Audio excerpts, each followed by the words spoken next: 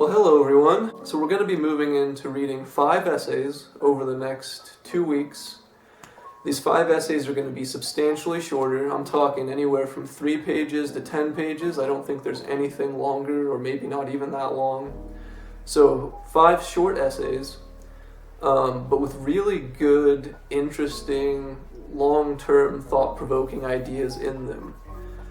And I'm going to be asking you in this next essay to put them in conversation with each other, which is something that every good writer, every good thinker does. You take thoughts that you pick up from all around the place that are not immediately linked to each other, and you find how they link and you link them together. So you're going to be working with 5 completely different authors with completely different perspectives, and it's going to be all on you to figure out how you're going to put these essays in conversation.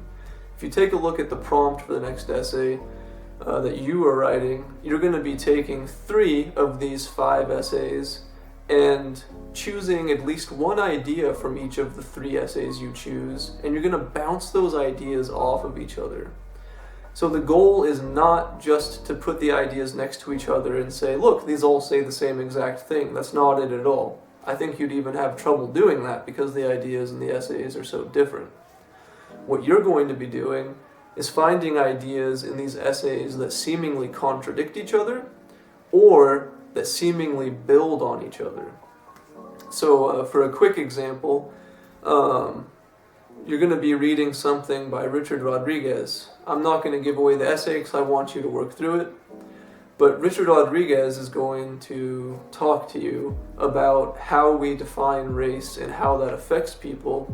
And then he's going to suggest different ways that we can define each other. That's a very mind-opening kind of way he does it.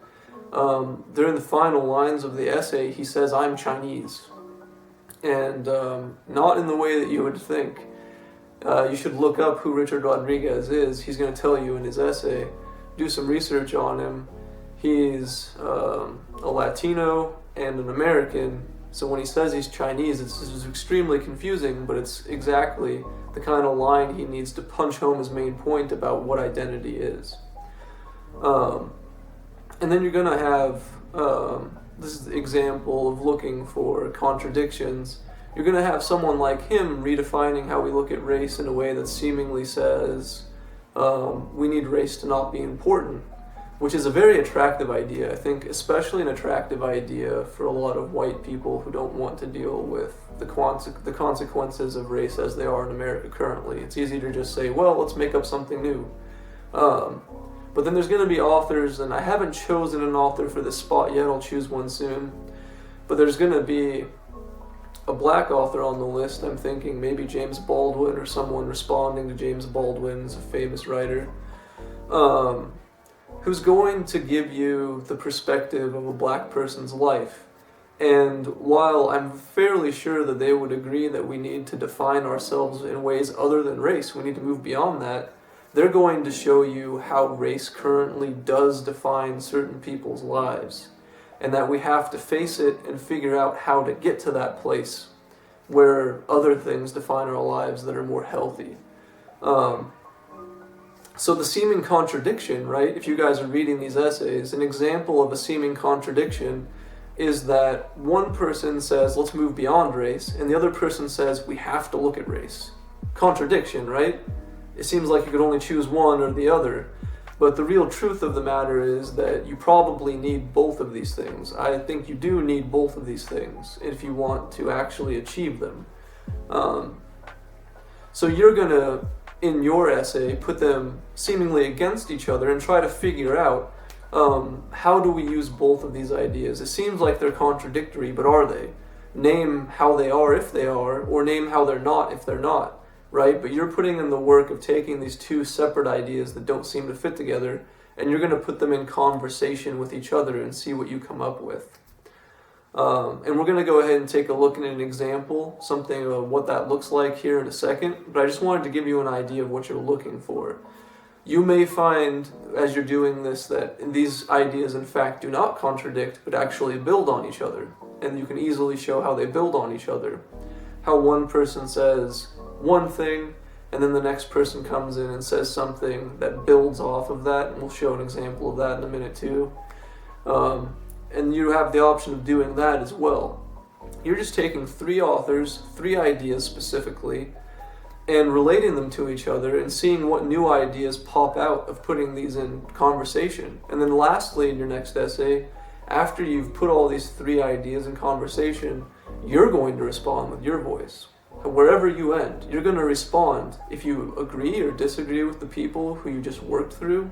If you have any ideas you think you can add that can even push the conversation further forward, or a new contradiction that you can point out that you saw at the very end.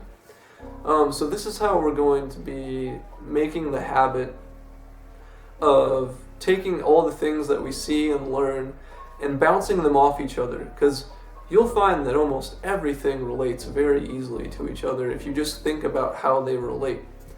So that's exactly what we'll be doing for this essay, be asking you to practice doing that. Part of practicing doing that is practicing how to quote people, and practicing not only how to quote them properly, but how to transition from quoting one person to quoting another person, which is a super important skill if you're writing any kind of essay with multiple people's voices, like this one, or if you're writing something that's less an exploratory essay and more of a straight argument. If I'm arguing this, you're still going to have to learn how to quote people properly so that your reader can understand what you're saying, and so that they can see if they can even trust you. So a quick note, in Plus we're going to be talking about these essays, so if you get stuck on these essays, join a Plus session. We're also going to be going over how I expect you to quote. It's not just how I expect you to quote, it's just standard quoting practice so that anyone reading this in almost any genre can understand what you're saying and can test if you did it right or not, if they can trust that you quoted properly, right? Quoting and plagiarism, as we'll talk about in Plus, so again I encourage you to join the Plus sessions. Plagiarism isn't really that gets looked at as the big thing, like you stole ideas, shame on you, that's like the reason we quote well. That's not. It doesn't matter that much. We all plagiarize ideas whether we know it or not. How many actually original ideas have you had that no one else has ever had? Maybe none. We're all plagiarizing ideas all the time whether we know it or not. Quoting's real job is to do heavy lifting for you. It's to, you quote, say, a 300-page book where someone's done in-depth research in their field and other people have validated it and said, yeah, this checks out.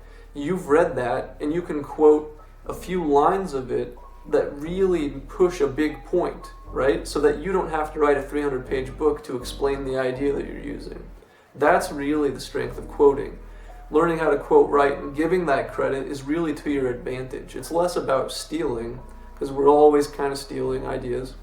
It's more about, look, I'm quoting this person who did this work and this strengthens my argument, it adds depth, and if you're interested in exploring this point, here's the citation so that you can add to your knowledge, right? And see where I'm coming from. Then these 5 essays are fairly short. They should be easy and quick to read. You should be able to read them 2 or 3 times and kind of pick up on the main idea. Remember, even though they're short, there's still going to be new ideas, so rereading is going to be key.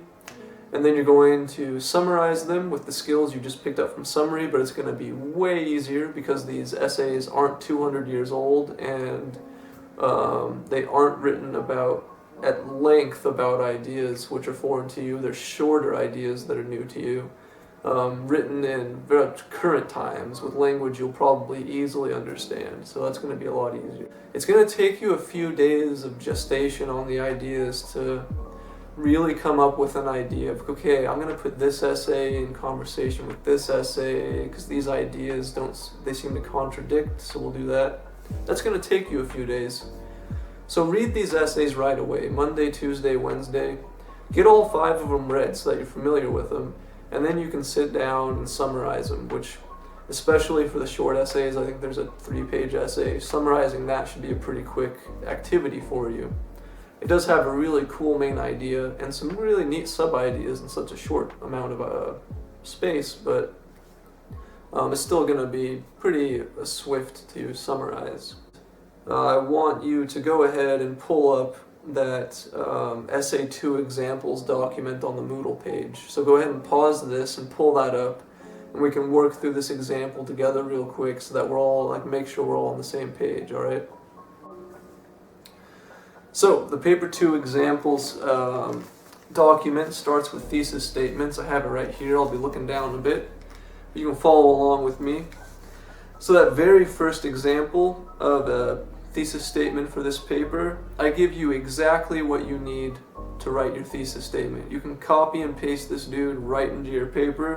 You'll just need to put in the author's names and the ideas in those blank spaces, right? But this is exactly what I'm asking you to do. Author 1 says something, but author 2 says something, but author 3 says something, and then finally, I agree or disagree, right? It's a 2-sentence thesis statement. The first sentence is you putting all 3 authors in conversation, and the second sentence of the thesis statement is you responding and adding a new idea. So let's go right under that to the more specific examples and take a real quick look at an actual example of a thesis statement written for this kind of essay, but using different readings that you haven't done. So I'm just going to read it out loud, and then I'll talk through it with you real quick. Ralph Waldo Emerson writes in Self-Reliance that people should speak what they believe every day, even if that means contradicting what they said the day before. And Annie Dillard in Seeing shows us that we have to have a positive mindset in order to learn new things in the first place. But Mark Doty in Souls on Ice proves that this positive mindset can transform into a melancholy one as we learn. This teaches us that learning is dangerous at times, but I believe that any kind of motivation to learn is still good because it makes us better humans. So, let's break down this thesis statement real quick. This is one thesis statement here.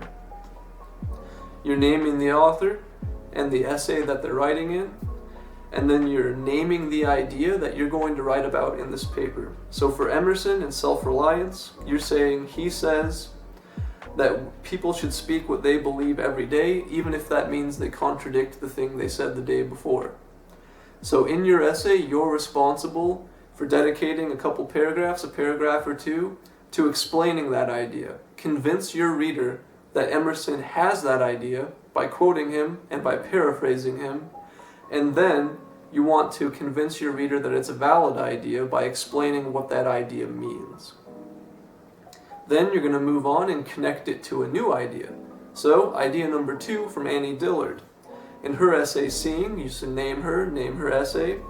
She shows us that you have to have a positive mindset in order to learn new things.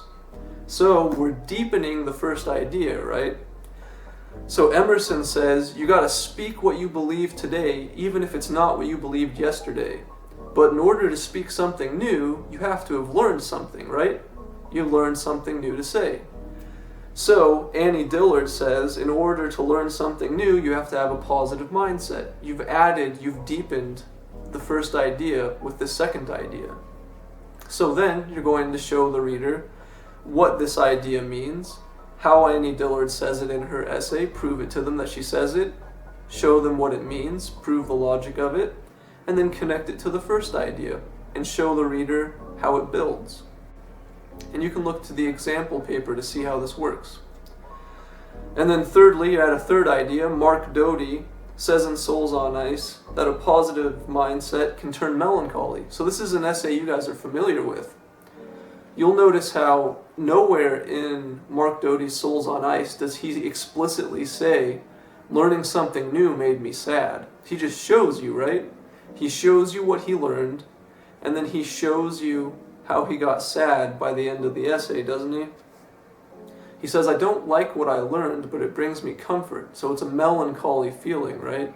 He was excited at first to learn the new thing, to go write the poem. Oh, fish, symbols, yeah. And by the end, oh, death. Oh, I'm coping with death. I'm coping with my loved one. I've learned something. I'm not happy about it, but it's helping me. Melancholy is coming, right? So Mark Doty's idea that learning something exciting can ultimately be kind of melancholy, kind of sad, seems to contradict both Emerson and Annie Dillard, because they're both only excited about what they're learning. But Mark Doty's showing that exciting things can become sad, melancholy. So you're going to do the same thing you did for the first two authors. Prove that Doty said this by quoting him and explaining him. Show the logic of it, connect it to the first three ideas. And then lastly, in the final sentence of your thesis statement, you're adding your own idea, right? So the last sentence of this thesis statement says, this teaches us that learning is dangerous at times because be melancholy, right? It can be exciting, but it can be sad. But I, the author of this paper, believe that any kind of motivation to learn is still good because it makes us better humans. So you've just made a big abstract claim. I still believe that we should learn, even if it makes us sad sometimes. And then the reader of your essay is going to expect you to explain why it's worthwhile to be sad, even when you learn things. So that's going to be the new idea that you add. You've placed three authors in conversation, either building one idea to the next, or being like, this looks like a contradiction, and then you've added a new idea to that.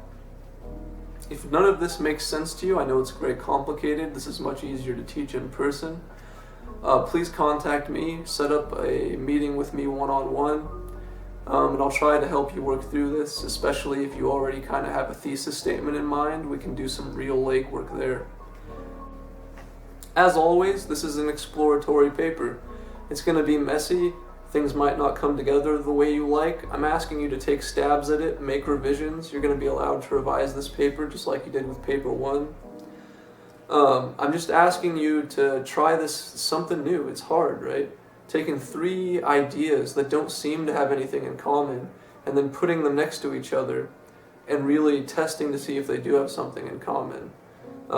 Every semester I get almost every student, I think pretty much every student I've ever taught this to has come up with a different exact connection of three ideas from 5 essays, which is crazy, right? Shows you how many ways there are to connect essays out there, how many ways there are to connect ideas. And if you're really following the principles set out here of deepening or finding contradictions, you're really going to find something interesting to say. If you get lazy and just do these all say the same thing, here they all reinforce each other, you have nothing new to say, it's boring, you're going to be bored, I'm going to be bored, anyone reading it's going to be bored. But if you take three ideas that seem to build on each other or contradict each other, it's going to be very interesting. And I have no requirements for how you do that.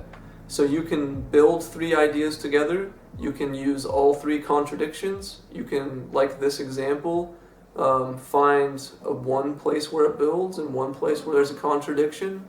It's whatever you end up seeing, right? So that's what this next essay is going to look like. Please, again, contact me if you need help with it. You'll notice that there's a document right under the essay 2 examples, and it is called How to Quote for Paper Number 2. I am not expecting you to have a works cited page at the bottom of your paper. We will be learning that for the final paper of this class. But I would still like you to do in-text citation. So in-text citation is going to just be where you indicate who's saying what, right? You've just worked on that with summarizing, except with in-text citation in an essay, often that's to indicate where the idea came from. You're going to put parentheses at the end of a sentence with the author's last name and the page number that you got the idea from. You'll notice that some of the documents that you read through this week might not have page numbers. In that case, I would like you to go through and count paragraph numbers and cite the paragraph number. If the paragraph you're using is really deep in an essay, it's like paragraph 40 and you don't want to count that many paragraphs, you can go ahead and just throw their last name in parentheses. But I think that some of these readings, at least, will have page numbers. That'll save you that headache. But read through this quote for paper number 2 article. We're also going to look at this in the Plus class and just clarify it real quick. This is not going to be something that you're going to work on in your journals. This is just going to be something I want you to practice in this paper. Please read through this. I will be grading you on the accuracy of how you quote. So read through this document, look through the examples on correct and incorrect ways to in-text quote. Look up videos on this. Also, there's plenty of them on YouTube if you are still having trouble with it. And then in your paper, essay number 2, in your submission, when I give you feedback, I will give you feedback on the ideas, as I always do, but I'll make a point to give you feedback on the in-text citation so that you can see where you might have messed up. In-text citation is just really black and white, really just like you either did it right or you didn't. There's just conventions for it. So the conventions are here in this document. Read through it, see what it says. If any part of it doesn't make sense, reach out to me, email me, set up a Zoom meeting, I'll help you understand it. But it is really straightforward. Once you know it, and then you just use it. But I don't like to waste time personally teaching things or making you do things in a journal that are just like, you learn it and you learn it, right? Look through this, read it, make sure that your citations in your paper do it right, and once you've done it a few times, you'll remember it in the future, and it'll just be second nature. Like I said, it's just really easy. You learn it, you do it right, or you do it wrong. But it's still important to know it, because that's how people are going to find your sources and know when you're quoting someone and when it's you speaking, which is very important. Like I said, people do heavy lifting for you when you quote them. They do work that you can't do in a paper. And quoting people with good reputations also increases your reputation as a writer, helps people trust you. Okay, yeah, one last thing, and then I think we'll call it good for this video. So you're going to see there's a difference between restating and interpreting when you're doing this essay. Like we already talked about in the example we looked at for examples in paper 2, the Mark Doty example of learning being exciting and then melancholy, that's an interpretation. He doesn't ever say, learning was exciting and then it got sad, but he shows you that that's what happens. So if you're going to make a move like that, that's interpretation. You're going to say, this author shows us this, but they never explicitly say it, so you have to prove it in this paper. You have to prove that they do that. Whereas your other option, there's only really 2 options for quoting people, is to restate an idea they had. So for Emerson, in that example that we read, he literally said, speak words as hard as cannonballs, speak hard words today, hard words as hard as cannonballs, speak tomorrow's words hard again, though they contradict everything you said today. He says that. All you have to do is quote him, place it in context, and explain what it means. And that's still going to take you like a page, right? You're going to have to quote him, then you're going to have to explain in your own words what that means to show that you understand it and to help the readers understand it. And then you're going to have to place it in the context of his essay, because that quote by itself doesn't make sense outside of that. So there's still work to be done when you restate things. But there's a difference between quoting someone and restating what they said and showing the logic of it, and then interpreting, right? Like with the Doty example.